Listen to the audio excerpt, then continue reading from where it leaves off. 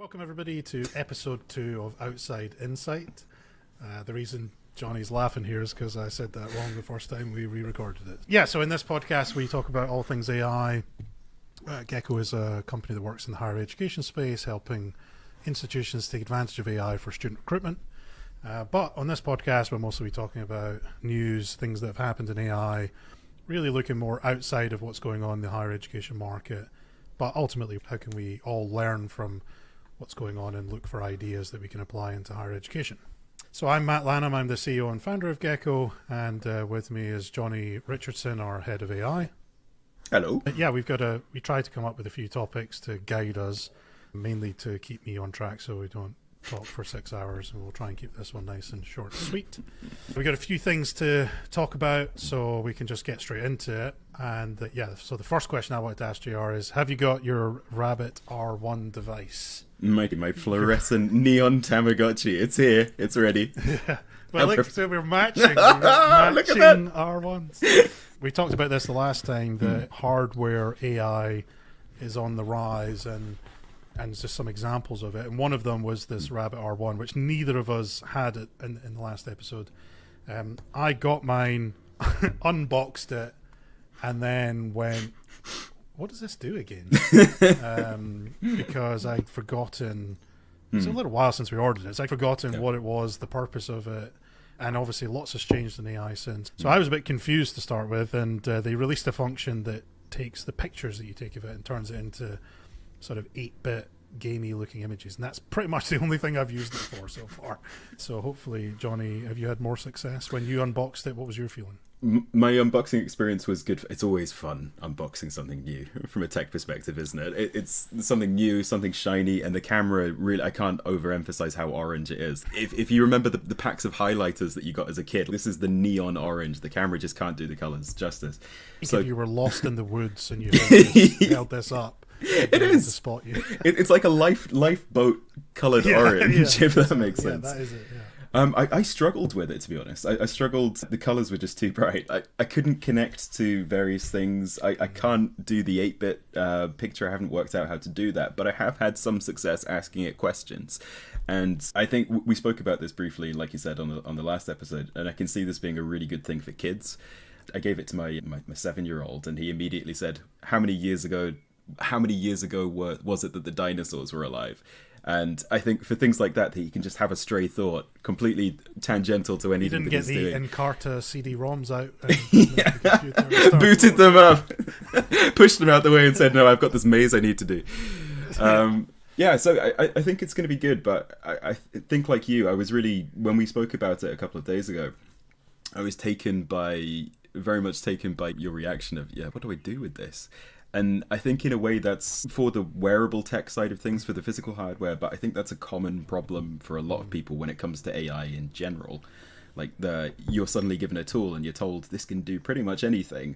What are you going to use it for? And the response naturally is just, I don't know. It didn't come with an instruction booklet, and that seems something I would normally pick up, but I felt like I needed some example use cases to be started. I think the flow of onboarding you perhaps needs a bit of work, but the other thing I found myself thinking is just, especially with Apple's announcements, which we can talk about after this bit, is it going to be better than just having your phone and ChatGPT as on it? And when R1 was first released, and the other hardware devices have suffered the same thing, why isn't it just an app on the iPhone? And I've had mine for 2 or 3 weeks now, and I would have preferred it as an app. I feel like I would have used it more as an app, because I'm not carrying this bright orange device around with me. It's another thing. It's actually quite heavy. It is, because it's obviously got it doesn't have a decent battery, but it has a battery in it. The battery seems to last about a day, I would say, if you're lucky. A day like this, as in it's not actually doing anything. You get about a day's battery out of it. I mean, for me, it's like one of these things where I feel like I'm unlikely to get good value for money out of this at this stage, and I'm more likely to just say, oh, this is one of the first AI hardware devices to my grandkids in 20 years or something. I feel like there's nothing that this is doing that I'm like, I couldn't have done.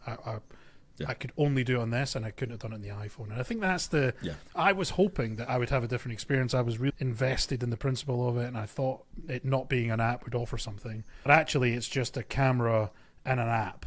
Yeah. And I could do that with my iPhone. So that was the kind of summary so far. And I just haven't taken it anywhere, so maybe that's another issue. But if I have a question, just open the ChatGPT app or something. Is it too orange? Is the question? No, I think you're absolutely you've nailed it there. We'll see how you get on, because I think you're going to have to actually experience it. But it's just sat at the side, basically. It's an expensive paperweight.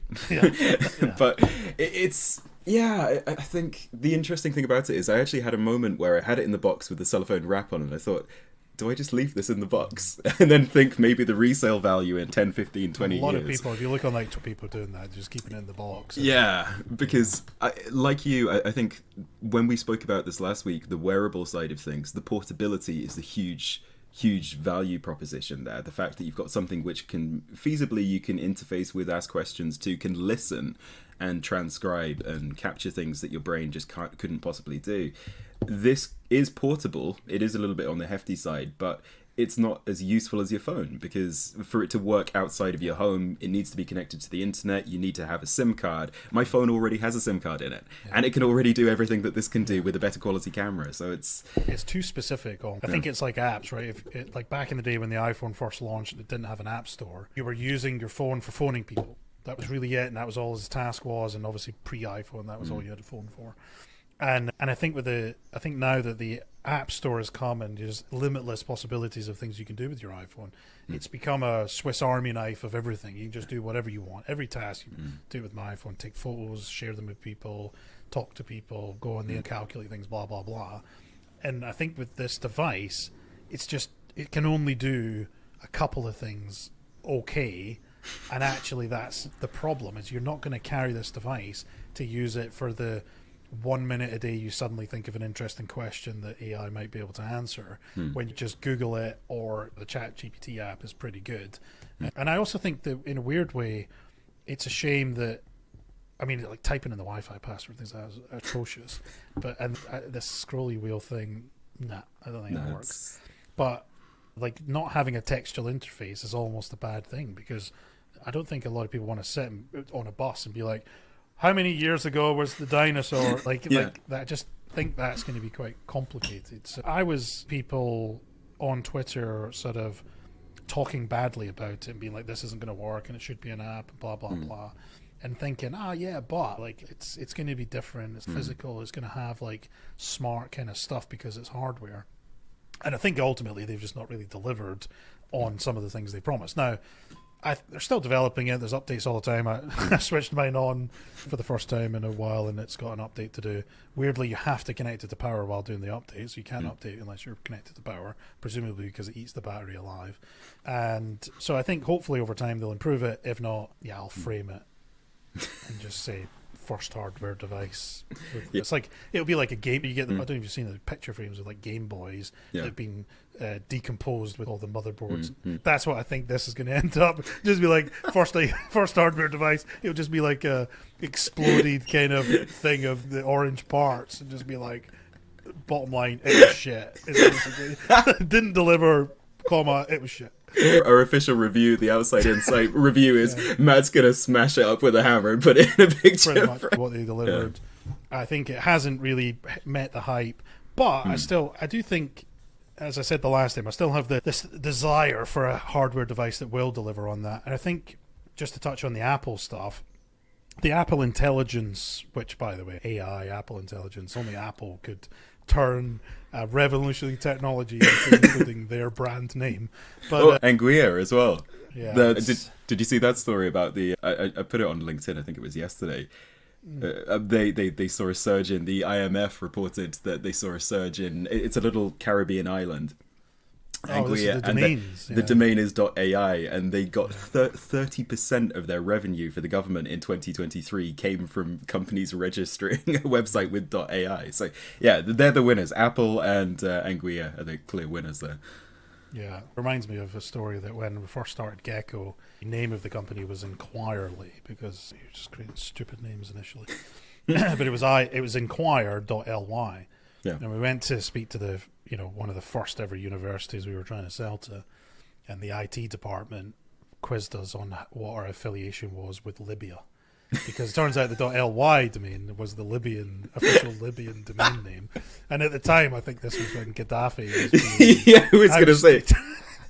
Somehow I ended up in a triangle of trying to sell software to universities whilst also trying to justify how we were not associated in any way with Colonel Gaddafi. So yeah, this domain names are strange things. And this was like 2012, where I guess like weird domain name extensions weren't quite as popular as they are now. But yeah, that's the story. AI seems more obvious than LY, but anyway.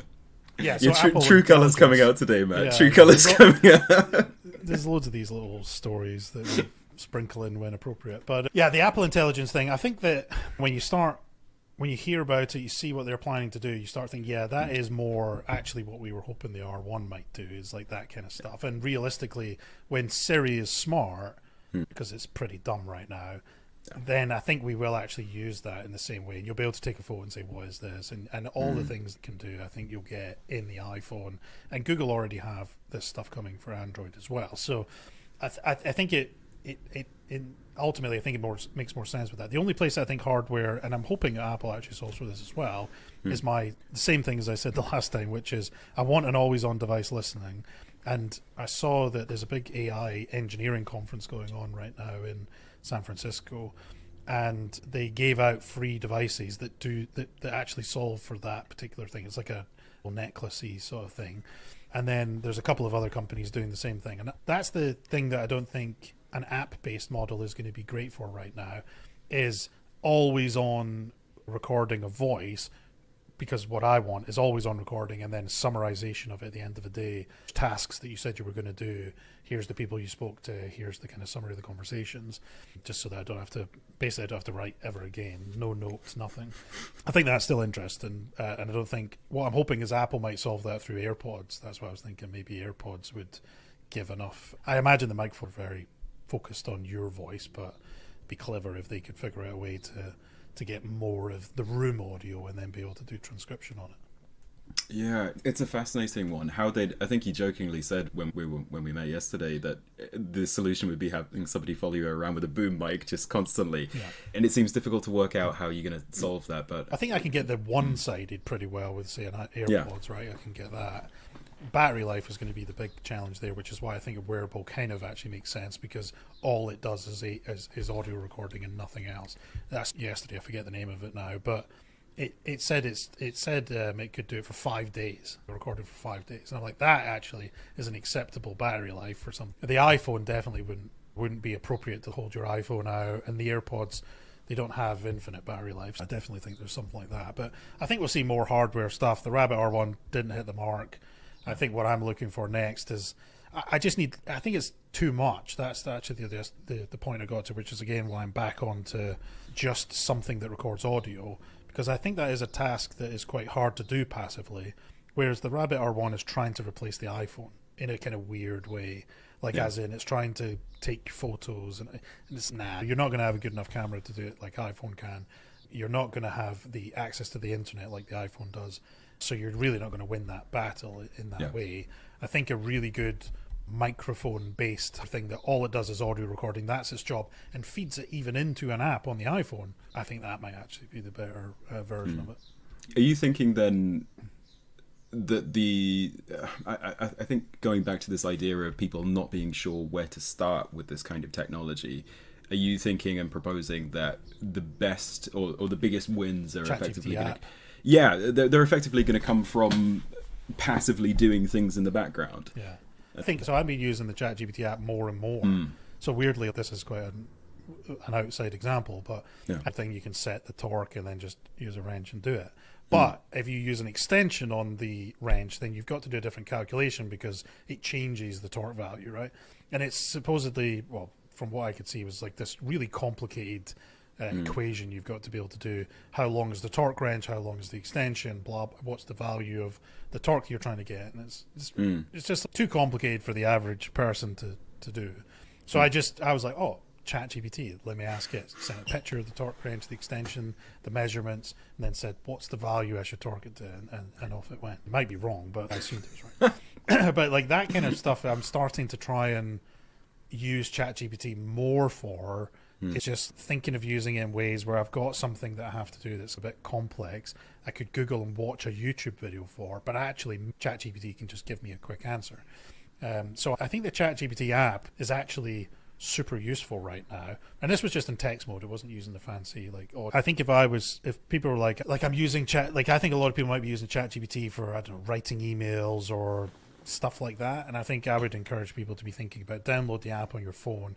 Start thinking about uses outside of your work life and think about some like ordinary stuff. Like, I think, I don't know, if you've got a stain on your carpet and you want to get rid of it, I reckon you could send ChatGPT and it will try and, this is red wine, so you got to use this or that kind of stuff.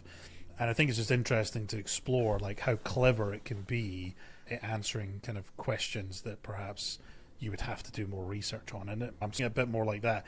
I'd say a month or so ago, I wasn't really using the ChatGPT app that much.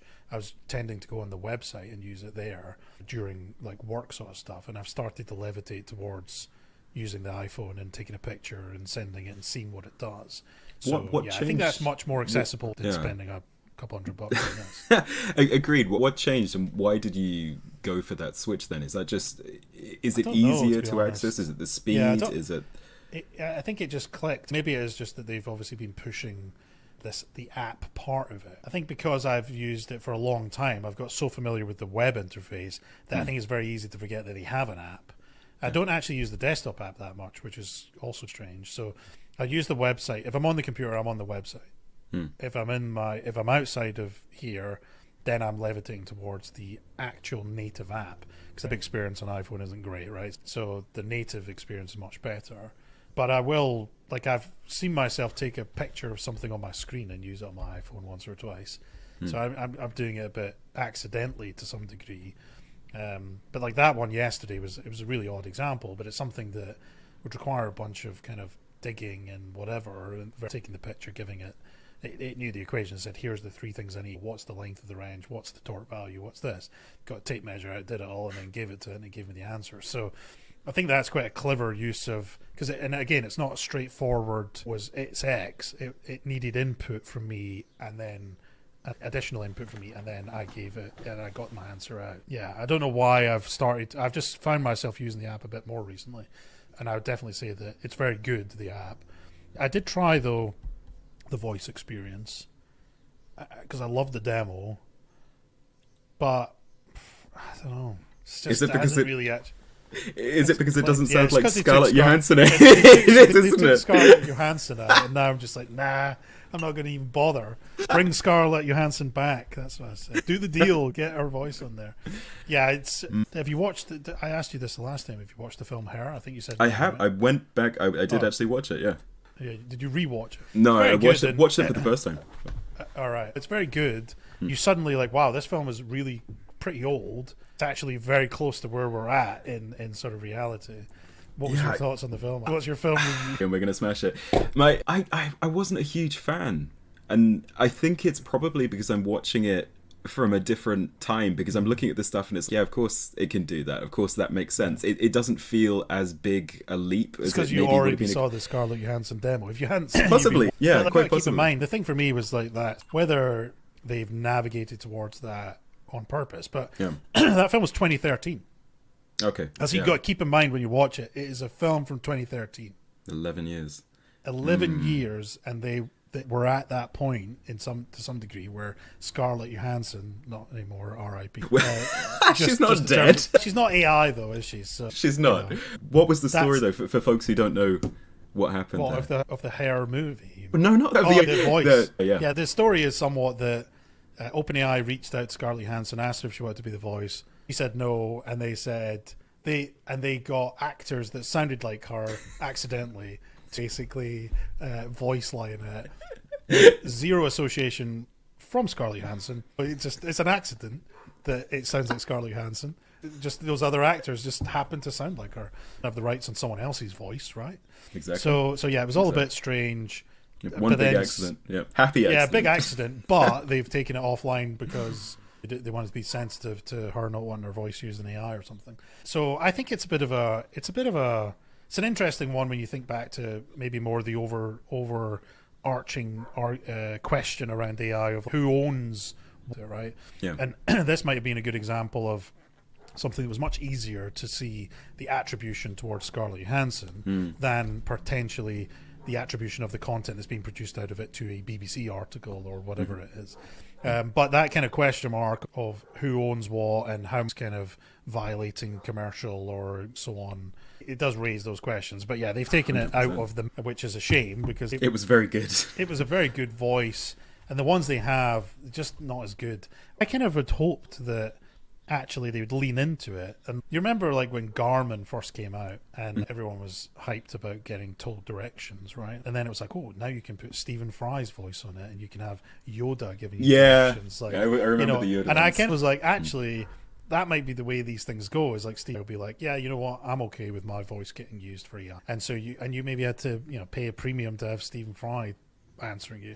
And I think that's quite an interesting concept, and it's a good way for maybe actors to make additional cash out of their voices and even have longevity when they retire. So potentially.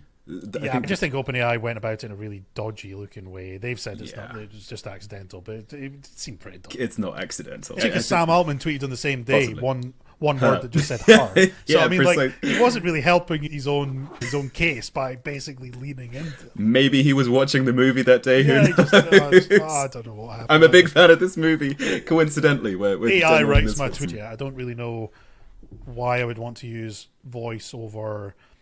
It's much more latent than their demo as well, so it takes a bit longer for you to back, and it does put in a bit of a and then tries to get into the answer. But yeah, I just think we can read faster than we can hear. Now, I do think that voice has a place in this process. I'm just not so sure that it's in an environment where you could have asked it in text. I think that where the voice stuff is going to be interesting, I can see it being used more in an iPhone-like manner, where you're maybe walking and can't type, for example, and you want to ask it. But I think right now you'd have to go into the ChatGPT app and click on the headphones thing and wait for it to connect to the server, because it's not as simple as they made it look. I think Apple will actually do a pretty good job of that kind of, hey Siri ask. So I the whole voice thing, I don't think that's the right setting. I definitely think calling in, like making a phone call into a telephone number and speaking to AI, I think is definitely going to happen, and that's more likely. That would feel natural. But like pulling out my phone and instead of just typing a thing, especially if it's short, what's the torque value? What's the point in saying it by voice? I could probably type it quicker and not have half the hassle. Yeah, I read an interesting article about voice, particularly the privacy aspect around voice capture, and it was a study. I can't remember which. Stole Scarlett Johansson's voice. I'm waiting to steal mine. They could. It takes, even a couple of months ago, you only needed 15 seconds of audio. No, in fact, less than that. I think it was like 5 seconds or so to be able to synthesize somebody's voice to a credible degree. And for most of the, you mentioned earlier as well about the audio actors and it potentially being a revenue stream. The problem is, once you're part of a library, that's effectively you've got no control over where it's used, what it's used for. And can you imagine if, for example, you did the synthesis of your voice a little while ago, which was this weird Scottish American hybrid? It sounds like me if I was born in America. Yeah, exactly. Or spent too much time over there. And how would you feel if that was used, for want of a better phrase, nefarious purposes? What if it was used by, I don't know, for propaganda I think this purposes? Is the challenge, right? Is we've had in the past where people have been called with an authentic sounding voice and made to do something they don't want to do. That risk of, for example, let's say they cloned my wife's voice and then phone call from her in distress, and then there's definitely. But the problem is, I think I said this in the last episode. We have a tendency to think about the worst case of everything, and then it leads us into this, it's going to take over the world kind of crap. I just think like. I'm a bit more open-minded than most about this stuff because I'm a sort of technology nerd. So I'm like, if they clone my voice, whatever, it's not really a big deal. Voice is part of our identity. It's not as when you think about it, really, you're like, actually, you couldn't log into a system with your voice. It's probably more for family/business-related reasons, but it's not as bad as stealing your thumbprint or your DNA or some other aspect, which actually could lead into PIN numbers and all this other stuff. They could really lead into more security concerns. It's a morale kind of thing, almost more than anything, of like, they stole my voice. But the other thing is we probably have loads of people that sound just like us all over the place. So Yeah, exactly. it's not that bad. Clearly, because Scarlett Johansson's voice was not used by OpenAI. It was an actor that just happened to sound like her. So, And I just want to clarify for anyone listening, that isn't Matt being pinged by a lawyer saying for libelous purposes. our make legal sure team have said that we are not in any way involved in this. You should see the press release of OpenAI for the explanation of the situation. we are not insinuating. Yeah, I mean, it's interesting, but I think Apple, that whole Apple thing, they're obviously partnering with the OpenAI in some aspects. I think that will open up new opportunities for us to explore. This is the other thing, is with the hardware, with voice and so on, we're actually really just exploring, like, how do we want to use this and where is it useful? Yeah. And to me, like, having a hardware device to carry around probably be the future. An app on an iPhone, yeah, I could see me using that. But there will be cases where hardware AI will be useful. For example, you can imagine walking up to a painting in a gallery, an AI-activated device that kind of can recognize other artwork you've seen and tell you about it. I can see hardware AI playing a role in society and airports and restaurants and drive-thrus and galleries and loads of other places where having a hardware device isn't going to be physically isn't going to be the thing, but something is going to have hardware AI activated there. I think that's a great use case for it. Cars and so on, just having put the wipers on and that kind of stuff. My car can actually do that already, but that kind of stuff is clever. But I don't think it's a consumer kind of thing. That's probably the way I would describe it. I think you're probably just going to use it as an app in most cases. Especially now because they've made it all free, right? Like you can use the newest model for free and you can use Vision for free and everything. You don't need premium for that, do you now? Yeah, no, you don't. And I think that's one of the most baffling things. I can see certain reasons for doing it, but again, for folks who are listening who maybe aren't as familiar, one of the really intriguing things about the developments of the last couple of months with these large language models hitting the market for public use is that they're free. And the newer models, which are more powerful, are more performant, which are being released cheaper than the older models, which are slower and worse. And that's like the complete, that's flipping conventional logic on its head, where you say, we've got a newer product, it's going to be 10 times more expensive than the previous one because it's 4 times better. It's the complete inverse. Why? Yeah, it's a good question to ask there. It's very much a race to the bottom right now, and even for developers like us using the APIs that many of these companies offer, including OpenAI, it's cheaper. It's getting cheaper all the time. I think partially that's just because it's new and there needs to be a land grab situation, and OpenAI have to be the leader. They basically have to make it commoditize it, and eventually I think it will start to shift the other way. Like when this has happened a little bit in cloud computing and maybe even in software as a service a little bit, where when cloud computing first came out, the part of the appeal was it was cheaper than having physical hardware servers.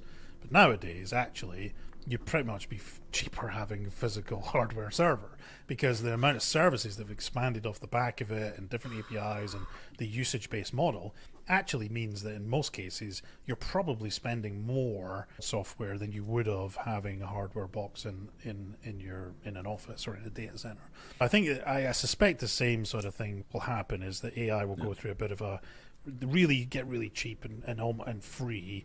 And then premium sort of different use cases will start to emerge again back out of it. And we see a little bit with things like Perplexity or some of these video models and so on. I think the textual part of AI will maybe continue to be commoditized. The agentic stuff, the audio stuff, video stuff, things that start to stretch beyond that will start to get premium. And then I think the other thing that will happen, and to some degree already is priority access and availability will become the reason you spend more with them. Is every time you go there, you're waiting to use it because all the GPUs are in use by paying customers. So I think that sort of freemium model will be the route. And in a weird way, though, I think we've seen OpenAI drop the pricing on everything, but I don't think the other competitors, at least I haven't seen it publicized as much, like people like Anthropic or the one I'm thinking of, Cohere, and people like that saying, "Oh, this is now 50% cheaper." I don't think I have to say that quite as much as what OpenAI have. It's almost every time OpenAI release a model, they're saying it's cheaper than Anthropic and I couldn't want to say Claude, but Cohere, and there are companies like that. Actually, every time they release a model, it's smarter. Like they're focusing on as I see at least, they're focusing more on bringing new function and new value rather than making it cheaper, which is interesting. Because OpenAI must just have limitless amounts of money, let's be honest. Yeah, at this point. Yeah, I think Claude 3, and it's interesting to talk about that because arguably, or maybe objectively now, Claude 3.5 is Sonnet is the leading model, so OpenAI isn't really at the top anymore with the 4.0 model. I think when 3.5... Why is that? Because I haven't actually had a chance to play with it yesterday, and I told it to do something, and I was like, I thought it did this whole artifacts thing. Turns out you got to enable that. Enable it. Experimental features. So I didn't even realize that it had to enable it. So I didn't really get very far. I asked it to create a web page about something, and it seemed to spell some code. But that was so. What have you tried, or what ways have you saw that it really differentiates itself from OpenAI's offering? Mine are pretty gecko-centric. That's where I've really done the majority of my testing. But more broadly, it is cheaper. They have released it as cheaper and faster in the similar sort of guise to OpenAI.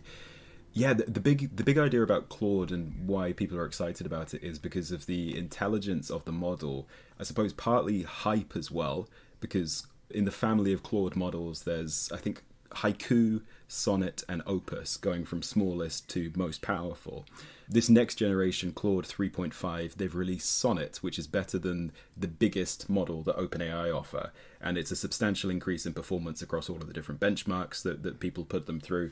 And they're saying the most powerful version of this isn't released yet. It's going to be coming soon. There's the hype aspect.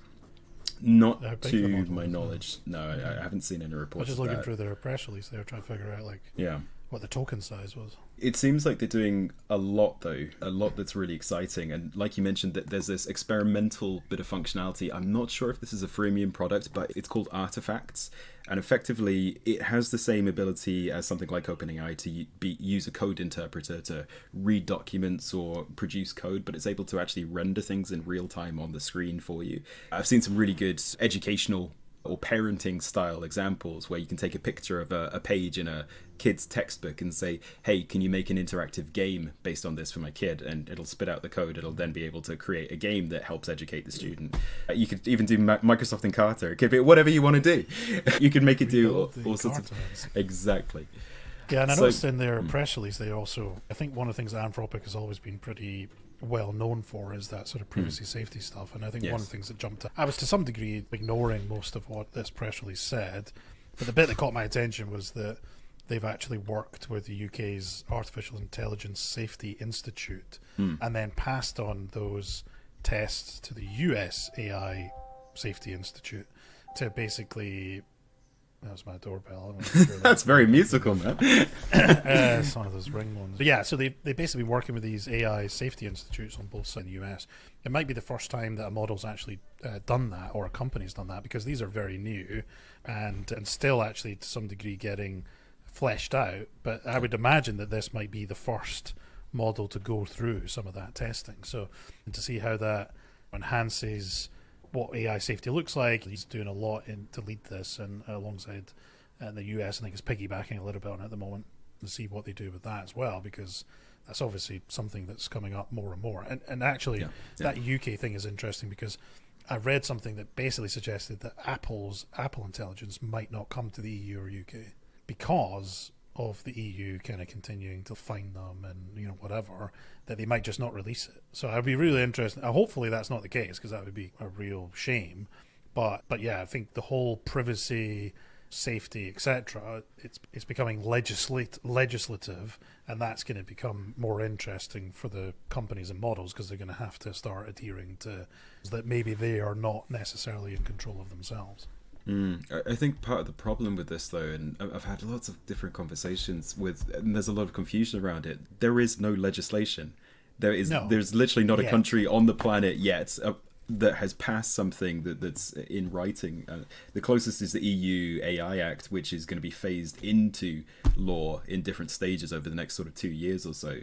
But it's all at the stage of, I've just finished reading white papers from the UK government, from the Australian government, And it's just all incredibly wishy-washy. We think it's a great technology, but there are dangers. You need to watch out for certain things, but we'll let you know, is effectively what it comes down to at the moment. And I think what they're trying to develop, as I understand it, and maybe this is, and if not, they maybe should be. You know how you get, as you'll see even on that Sonnet website, there's a whole bunch of gradings against various like MMLU and all this kind of stuff. I imagine that the future will be that it will be graded against sort of UKI safety kind of thing, which will probe questions that perhaps are related to things that the UK thinks is valid, the UVA version.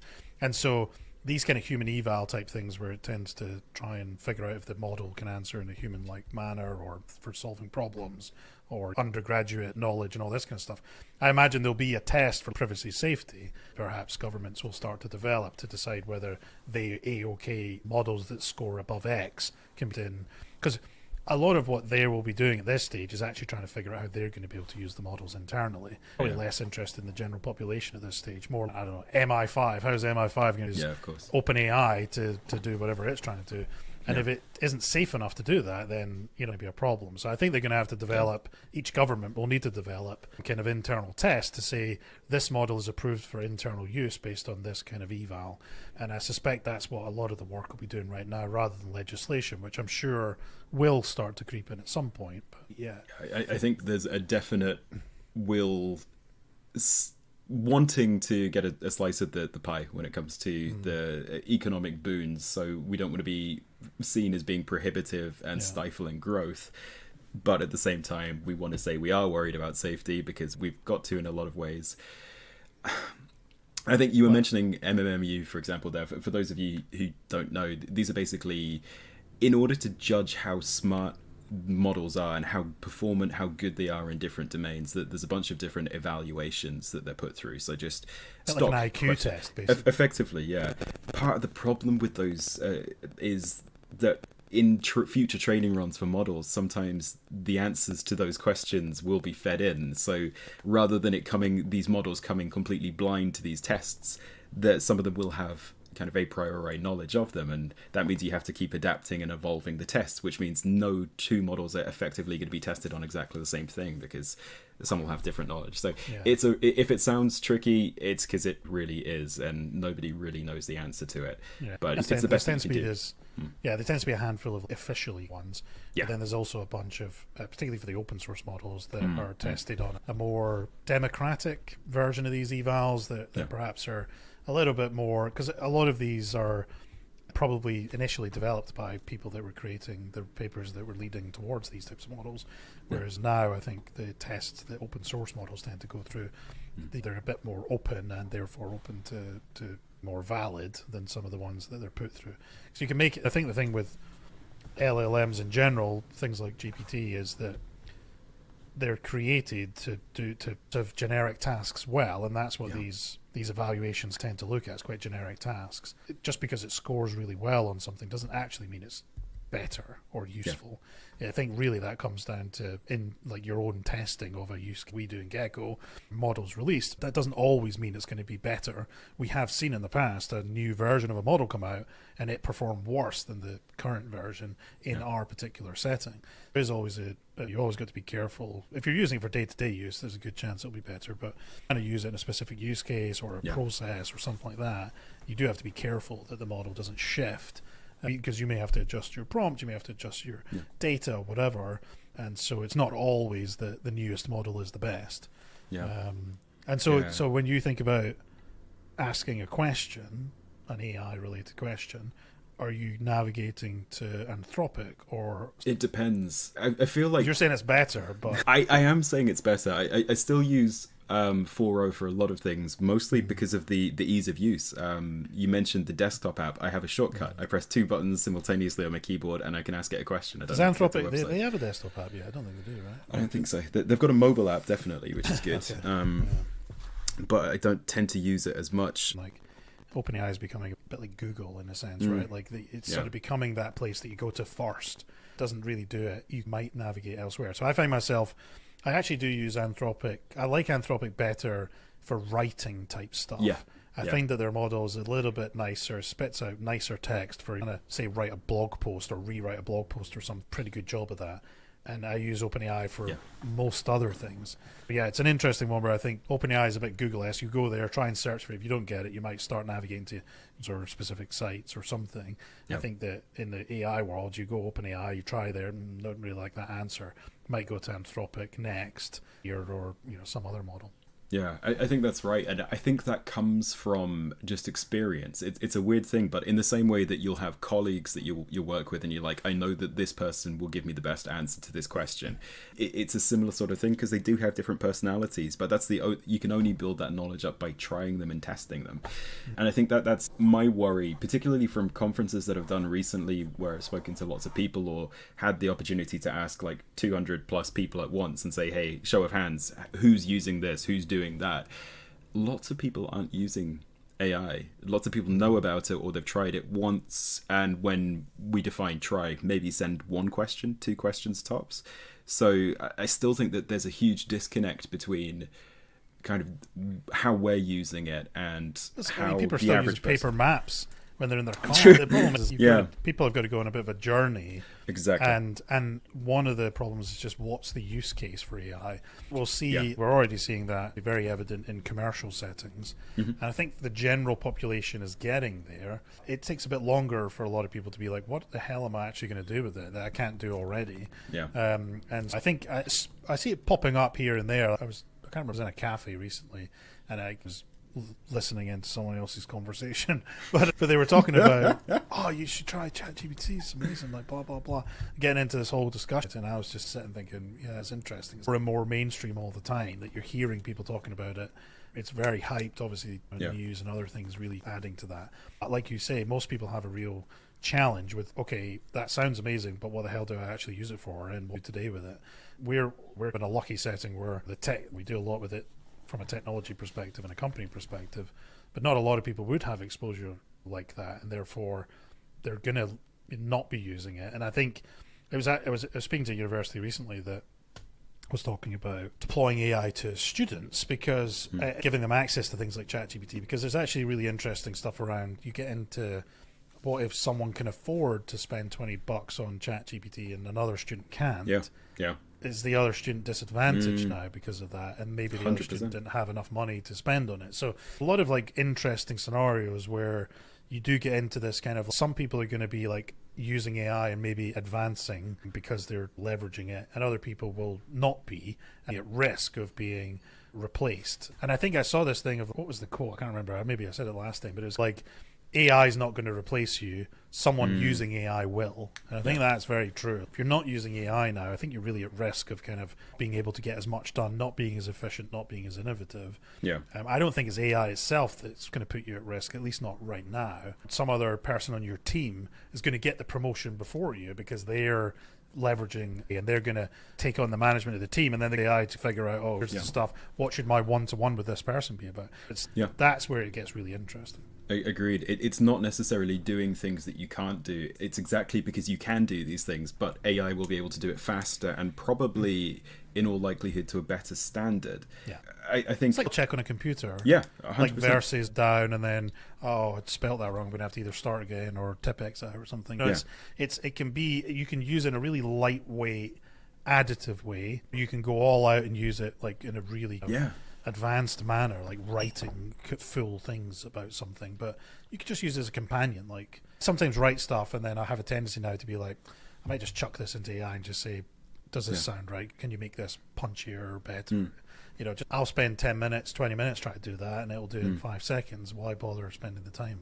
Yeah, it's a much better writer than me. I'm quite proud. I don't like using it for verbatim rewrites, but I do exactly what you do. I'll pass it in, and it's every single time there's at least 2 or 3 lines that I'm like, that's much better written than I could ever come up with, or that's way better, or I'm just going to steal that paragraph because it's great. And you do have to tools like mess that, with it. Yeah, you do. It doesn't tend to. Sometimes it can spout things that you're like, I wouldn't say that. Yeah, that's just cringeworthy. Putting something in your question to tone it down. Or, as you said, pick out some good pieces and maybe just plop them into your existing bit of text. Just think about time. Yeah, we're getting up there already. And we still have things on our list. On our list of things. But I feel like some of these we should just wait till next time. But is there anything, say we've got 5 minutes, anything else you want to quickly cover in 5 minutes? No, I would say, like, my big message of the day, don't buy a Rabbit R1. No, it's great. It would just be, I'd really recommend, if you've not used AI tools, start using them. Like, the crux of all of this is you're giving yourself time to learn how to use these tools, and you'll only learn and get better by using them. As with anything, use them. And particularly, I was struck with a news article. I actually put this on the sheet. News article that was released recently where it surveyed populations in Argentina, Denmark, France, Japan, the UK, and USA. And in the UK and France, only 2% of the population are using ChatGPT, which is free to anyone to use daily. Use it. That's my message. I think there's a lot there, and I'm sure that retrospectively we get into topics that perhaps sound technical or whatever, but a lot of this terminology that's in AI is used over and over. Things like prompts and LLM and all these terms. They're pretty easy to learn those and understand what they mean, and then that really just improves everything. I would say use it, but then also have a look at some of the taxonomy around AI and the terminology, because you can sound pretty smart. Like, the thing that's really interesting about AI right now is no one's an expert. Companies everywhere are trying to figure out what the hell they're going to do with it, and you can beat a lot of people right now by just small amount of time invested in understanding even just some basic terminology, what's going on, and just keeping up with some of the news items. Set up some Google alerts or something on some terms, and you probably get mentioned a couple of sites last time. So or watch this podcast, of course, and you're always talking about these things. But just immersing yourself in it, and I would just ask it basic questions, like just stuff that you might ordinarily not ask, and then slowly but surely you'll start to pull more towards it, and you'll figure out very quickly how to optimize it for whatever it is you're trying to do, and then all of a sudden you'll feel and look like an expert pretty quickly right now. And I think that's the challenge at the moment, I would say, is things are evolving so fast. Every day, even me and JR can't keep up with the pace of things going on. We have a stream of things just in our Slack all the time of stuff we're coming across, and that's a tiny percentage of what's going on. So you just got to get involved, pick up things that you might be interested in. If you're, I don't know, maybe you're into photography as a hobby, like figure out how does AI change that, or if it's work, like how can I use it to rewrite an email and so on, and then you'll very quickly up your skill set and then be more employable and not be replaced by someone using AI. That's the ending thing. Yeah, agreed. You quickly learn what it's good at, what it sucks about, and the nice thing is it's self-aware. If you're not sure, like even with that example, just go to something like ChatGPT or Claude.ai and say, I like photography, how can I use AI to help me? Yeah, I'm trying to learn AI. Yeah. What's the 5 things I should do? It's so good at that teaching mechanic. Like it'll be very. I imagine like right now a lot of people teach themselves from like YouTube, and I think you could actually put yourself through an AI course by using AI, just asking questions. That's something, going back to the Claude 3.5 for the artifacts, that's something it's phenomenal at. So oh my god, like a course plan or something. Yeah, we need to do, the next episode has to be about educating and learning and teaching. Maybe we could write an article that we can talk over or something. Exactly. Like an article on the website of like, here's how to create your own AI course plan, and then talk about it on the next episode. That's fun. All right. Cool. Well, thanks very much, JR, for your time, and likewise, thanks everybody for tuning in. Hopefully you found that useful, and as ever, we said the last time, if there are any topics you want us to cover or anything that we've said that doesn't make sense to you, we're happy to pick those subjects up the next time. And thank you very much. And OpenAI's lawyers, if you're watching, speak to Matt, not me, because he said those bad things, those awful things. Scarlett Johansson. All right. Cheers. See you, everybody. Thanks.